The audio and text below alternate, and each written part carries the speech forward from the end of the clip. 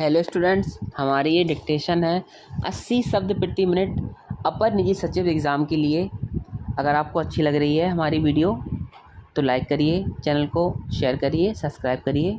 चलिए स्टार्ट करते हैं। स्टार्ट।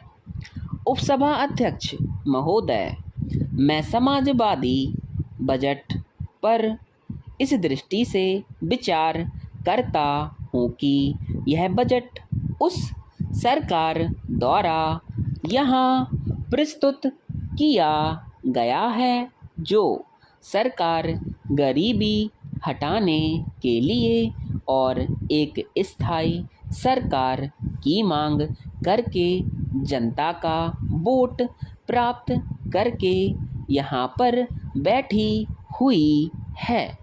कांग्रेस दल ने जनता के समक्ष बड़े जोर से कहा कि हम गरीबी ही हटा सकते हैं। गरीबी हटाने के लिए वोट हमको ही दिया जाए, क्योंकि गरीबी हटाने के लिए स्थायी सरकार का होना बहुत ज़रूरी है।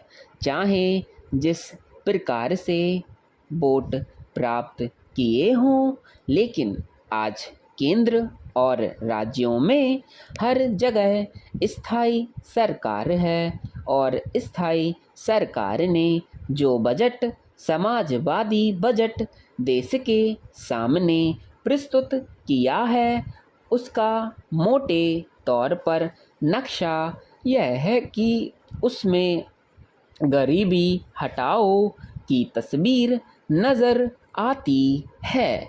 इस पूरे बजट में गरीबी हटाओ की तस्वीर नज़र नहीं आती है, और अगर कोई चीज़ नज़र आती है तो वह पूंजीवाद का आधार और पूंजीवाद की नींव इस बजट में चारों ओर दिखलाई देती है। माननीय वित्त मंत्री जी इस बात को स्वीकार करेंगे कि पूंजीवाद की नींव और पूंजीवाद का आधार इस बजट का है।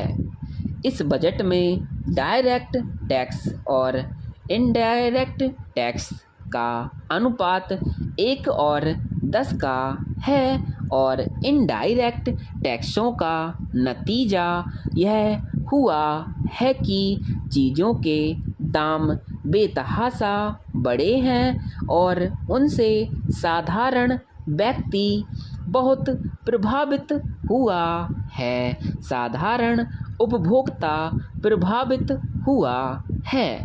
चीज़ों के दाम बढ़ने से पूंजीपतियों के ऊपर कोई भी असर नहीं पड़ा है।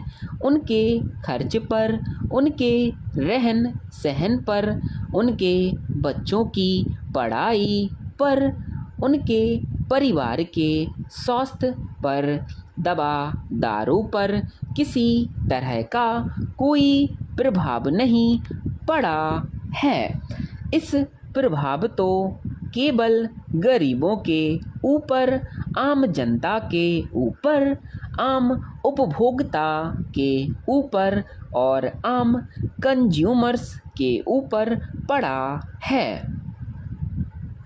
महोदय, कुछ माननीय मित्रों ने कहा है कि अगर हमारी अर्थनीति का कोई आधार है जिससे हमारी प्रगति की गति आगे बढ़े तो वह है लोहा। हमसे चीन बाद में आज़ाद हुआ। हमारा और चीन का स्टील का उत्पादन लगभग बराबर था, लेकिन आज चीन का उत्पादन 2 करोड़ टन है, जबकि हमारा 60 लाख टन है। मैं वित्त मंत्री का ध्यान इस बात की ओर आकर्षित करना चाहता हूँ कि समाजवाद का जो लक्ष्य है उसे आपने कहाँ तक पूरा किया।